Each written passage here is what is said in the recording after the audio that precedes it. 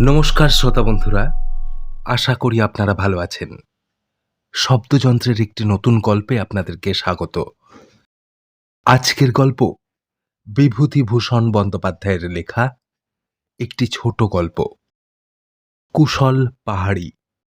গল্প শুরুর আগে আপনারা যদি এখনও শব্দযন্ত্র চ্যানেলটিকে সাবস্ক্রাইব না করে থাকেন, তাহলে দয়া করে সাবস্ক্রাইব করে নিন, কারণ আপনাদের একটি সাবস্ক্রিপশন আমাদেরকে অনেকখানি উৎসাহ যোগায় এবং এরপর থেকে আপনারাও শব্দযন্ত্রের কোনো গল্পই মিস করবেন না এবং চাইলে নিচে দেওয়া সুপার থ্যাঙ্কস অপশানটিতে গিয়ে ইচ্ছামতো সাহায্যও করতে পারেন। শুরু হচ্ছে আজকের গল্প, বিভূতিভূষণ বন্দ্যোপাধ্যায়ের লেখা কুশল পাহাড়ি।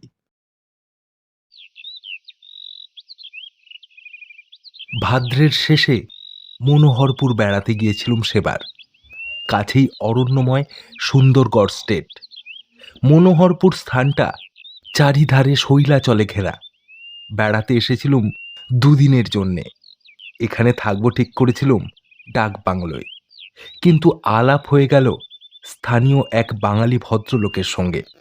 তিনি নিয়ে গেলেন তাঁর বাসায়, ছাড়লেন না কিছুতেই। আমি বললাম, হ্যাঁ, আপনার অসুবিধে হবে, হয়তো বেশি দিন থাকবো। তিনি মৃদু হেসে স্বস্তির নিঃশ্বাস ফেলে বললেন, আহ, বাঁচলুম, 2 মাসের বেশিও কি থাকবেন? না। থাকুন না। না না।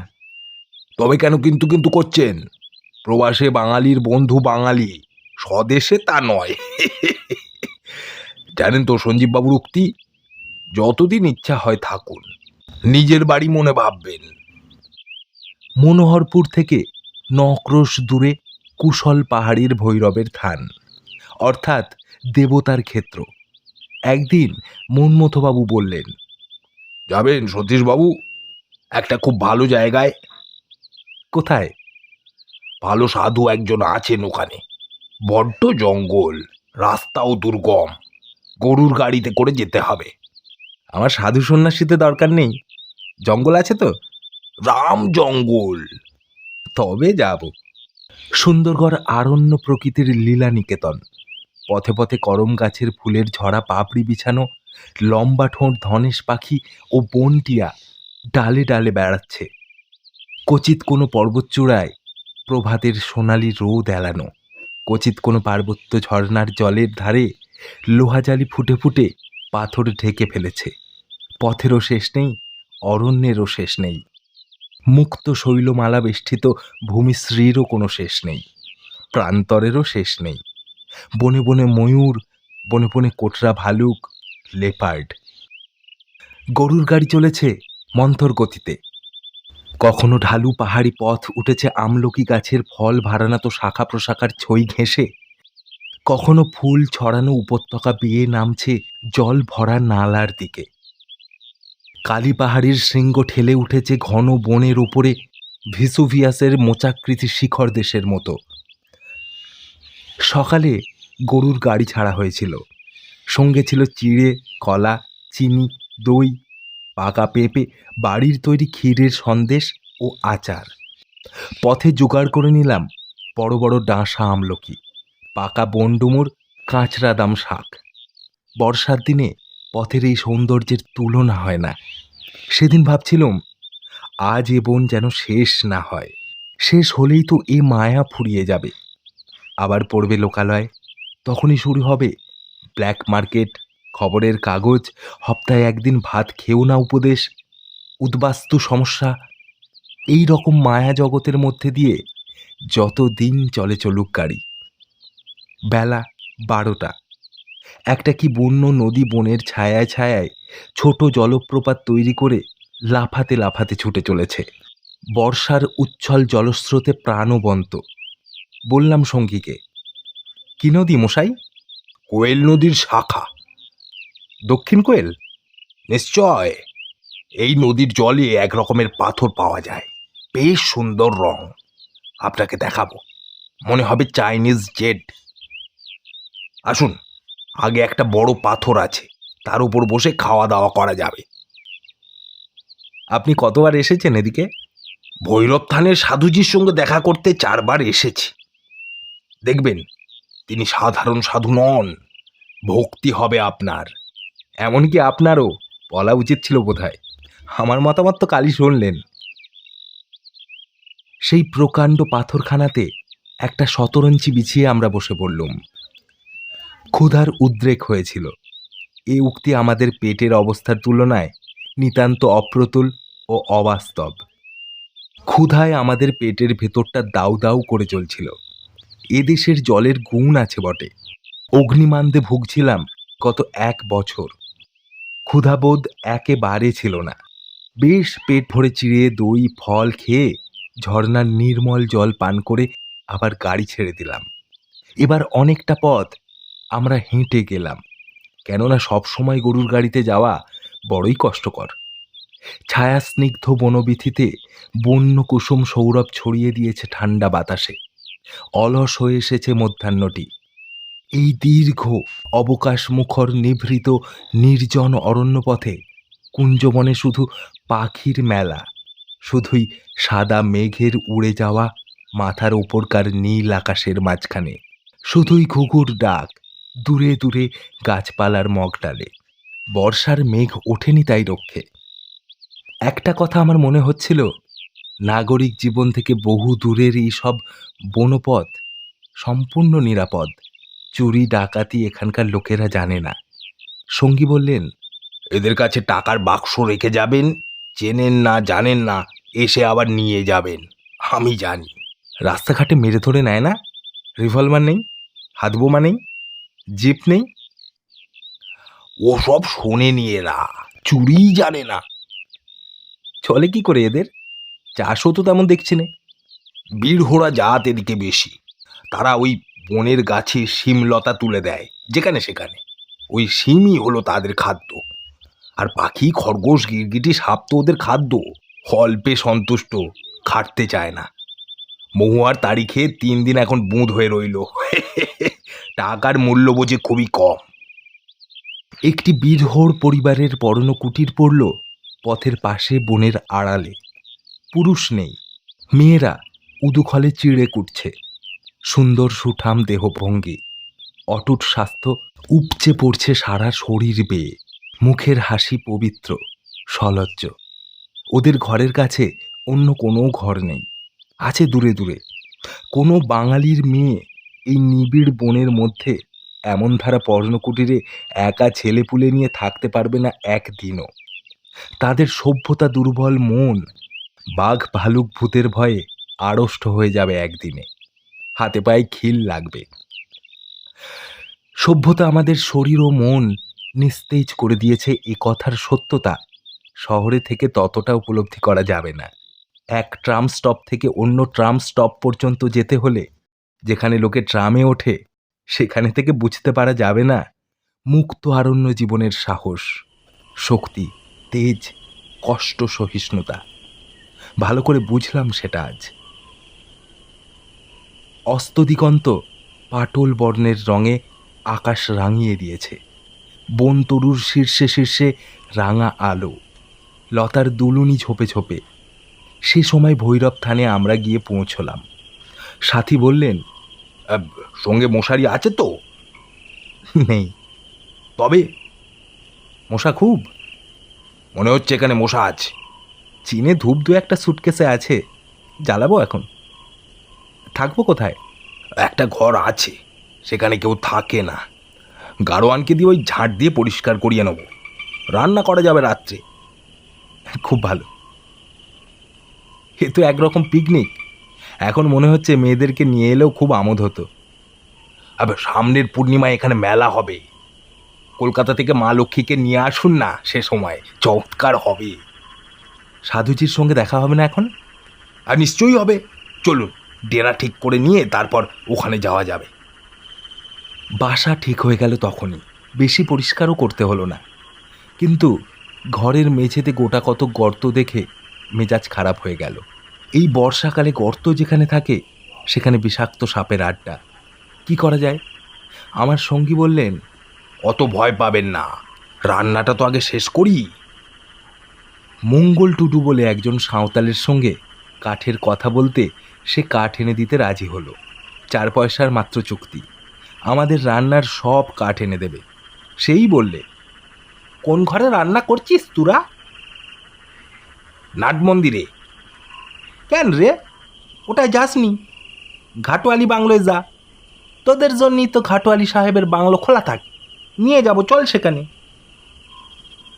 মঙ্গল টুডু আমাদের কাঠ ও জল এনে দিয়ে রান্নায় সাহায্য করলে। ঘাটওয়ালি বাংলোয় আমরা গেলাম রান্না খাওয়ার পরে। তখন সন্ধে হওয়ার পর ঘন্টা 2 কেটে গিয়েছিল। ঘাটওয়ালি বাংলোটি খড়ের ঘর বটে, কিন্তু সিমেন্টের মেঝে। চেয়ার টেবিল খাটিয়া সব সাজানো আছে, এমনকি জানলায় দরজায় পর্দা পর্যন্ত। শিমুল শালের ঘাটওয়ালি জমিদার গভর্নমেন্টের বন বিভাগের উচ্চপদস্থ কর্মচারীদের বাসের জন্য এই বাংলো ঘর করে দিয়েছেন এবং তার খরচে এটার মেরামত, পরিষ্কার ইত্যাদি চালু রেখেছেন। দয়া করে নয়, ঘাটওয়ালি আইন অনুসারে বাধ্য হয়ে। আমরা গভর্নমেন্টের কর্মচারী নই বটে, কিন্তু বাঙালি ভদ্রলোক, সুতরাং 7 খুন মাপ। চৌকিদার তখনই সেলাম বাজিয়ে ঘর খুলে দিলে। এইবার সাধুজির সঙ্গে দেখা করতে যাবার জন্যে আমরা বেরুলাম। মঙ্গল টুডু আমাদের সঙ্গেই ছিল। সে আমাদের জানালে, সাধু খুব বড়, মৌন থাকেন দিনে, রাত্রে কথা বলেন। সাধু দেখে বিস্মিত হলাম। প্রায় 70-এর কাছাকাছি বয়স হবে। আবক্ষ বিলম্বিত শ্বেত দাড়ি, গলায় তুলসীর মালা, হৃষ্টপুষ্ট নাদুস নুদুস দেহ, পিতৃস্নেহ ভরা শান্ত বড় বড় 2টি চোখ। বাঙালি সাধু। মানভূম জেলায় বাড়ি ছিল। 17 বছর বয়স থেকে উদাসী, গৃহত্যাগী। সব খোলাখুলি বললেন আমাদের কাছে। সাধুসুলভ গর্বের অস্পষ্টতা নেই তার। সাধুজি বসেছিলেন একটা সুপ্রাচীন বিশাল শাল তরুর গুঁড়ি ঘেঁষে খুব বড় চওড়া একখানা মসৃণ শিলাখণ্ডের ওপর। শুক্লা নবমী তিথির জ্যোৎস্না ডালপালার ফাঁক দিয়ে ওর আসনে এসে পড়েছে। কুশল পাহাড়ির শৈলশ্রেণী ভৈরব থানকে চারিদিকে ঘিরেছে। বহু পুরাতন পাথরের চাই। সবই যেন এখানে সুপ্রাচীন। প্রাচীন সাধু, প্রাচীন শালবৃক্ষ, প্রাচীন শিলাসন, প্রাচীন অরণ্যভূমি। মনে হলো এ পরিবেশ ছেড়ে আর কোথাও যাচ্ছি নে, থেকে যাই এখানেই। ঋষি সাধু প্রবক্তাদের জ্যোতির্বাহিনী এখানেই।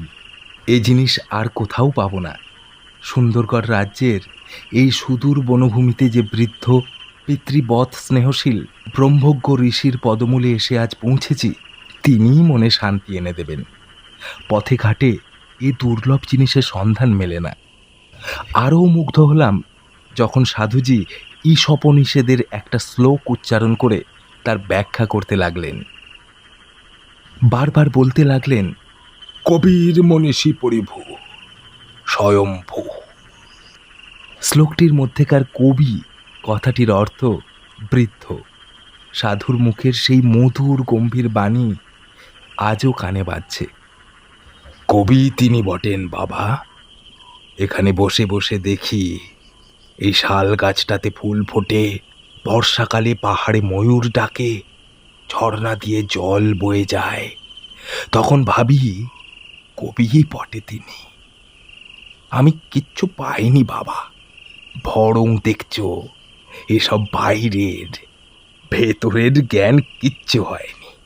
তবে দেখতে চেয়েছি তাকে, তার এই কবি রূপ দেখে ধন্য হয়েছি।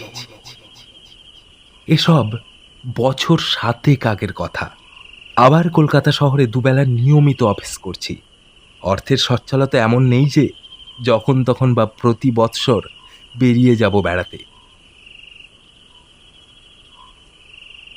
সেদিন একটা পার্টিতে গেছিলাম, বড়লোকের বাড়ির পার্টি। অনেক বড়লোকের আনাগোনা দেখলাম। ক্রাইসলার হাঁকিয়ে, বুইক হাঁকিয়ে, মিনার্ভা হাঁকিয়ে, বেশ সুন্দর সব চেহারা, কেতা দুরস্ত সাজগোজ। কিন্তু এত শিক্ষিত ও সম্ভ্রান্ত অবস্থাপন্ন লোকের সম্মেলনে সেদিন যা আশা করে গিয়েছিলাম তা পেলাম কই। শুধুই শুনলাম বৈষয়িক কথাবার্তা। যেমন, দেওঘরের ওই বাড়িটাতে এবার যাওয়া হলো না, বড় ছেলের ইচ্ছে আরও কিছু ফার্নিচার কিনে পাঠিয়ে দিলাম। কেউ গেল না গতবার, এবারেও না। ওটা আর রাখবো না। আমার তো নিজেরই সময় নেই যাওয়ার, ছেলেরাও যেতে চায় না। বিশনলাল দালাল 40,000 দর দিয়েছিল মার্চ মাসে। আমার স্ত্রীর ইচ্ছে নয় বাড়ি বেচি, অথচ যাওয়াও হয় না। আপনার ওই রিজেন্ট পার্কের জমিটাতে কিছু করলেন? হ্যাঁ, প্ল্যান স্যাংশন করতে দেওয়া হয়েছে। 80,000-এর উপর এস্টিমেট দিয়েছে বাগচি, ওরাই করবে। পি ঘোষালের ওই যে বাড়িটা, ওটা তো বাগচিই করলো, চমৎকার করেছে। অথবা ইলেকশনের আগে এইসব মজুর শ্রমিকদের গোলমাল কেমন মনে করেন? ভালো না, সব জায়গায় চলছে। যেসব পার্টি মনে ভাবুন এদের সপক্ষে যাবে না, ইলেকশনের সময় তাদের মুশকিলে পড়তে হবে। হ্যাঁ, সে তো বোঝাই যাচ্ছে। ইলেকশনের আগে দেশের মধ্যে বিরোধ দলাদলির ফল এই দাঁড়াবে। তারপর চলল বিশ্লেষণ, রাজনৈতিক তথ্যের বিশ্লেষণ। সেই বৈদ্যুতিক আলোয় আলোকিত সুবেশ সুশিক্ষিত ভদ্র জনসমাগমের মধ্যে বসে আমার মনে আসছিল কুশল পাহাড়ির সেই প্রাচীন সাধুর কথা, তার সেই সুন্দর সরল বাণী। এখানে বসে আবার তারই স্মৃতি জেগে উঠল, অতীত দিনের দ্রুত আধো ভোলা আধো মনে পড়া কোনো মধুর গানের একটি চরণের মতো। আর একটি কথা তিনি বলেছিলেন, কি অদ্ভুত বাণী ছিল সেটা! সেই ভরা ভাদরের বেতসকুঞ্জে ও শালবিথির পরিবেষ্টনীতে মস্ত বড় একটা বাণী বলেছিলেন তিনি, মুক্তির ধারণা বন্ধন আছে বলেই আসে। যথার্থ বিচারের দৃষ্টিতে মানুষের মুক্তিও নেই, বন্ধনও নেই। ব্রহ্ম এক অচিন রাজ্য, যে সেখানে যায় সেই বোঝে। ব্রহ্ম অদ্বৈতও নয়, দ্বৈতও নয়। তিনি শাস্ত্রেরও পারে, বাদানুবাদেরও পারে। দ্বৈতবাদের প্রতিপাদ্য নয়, অদ্বৈতবাদেরও প্রাপ্য নয়। অনুভূতি একমাত্র জিনিস। মানুষ মুক্ত আছেই, কেবল সে সম্বন্ধে সচেতন নয়। সে মানুষ সদা মুক্ত, সে মানুষ। কিছু পড়তে হবে না, কিছু সাধনা করতেও হবে না।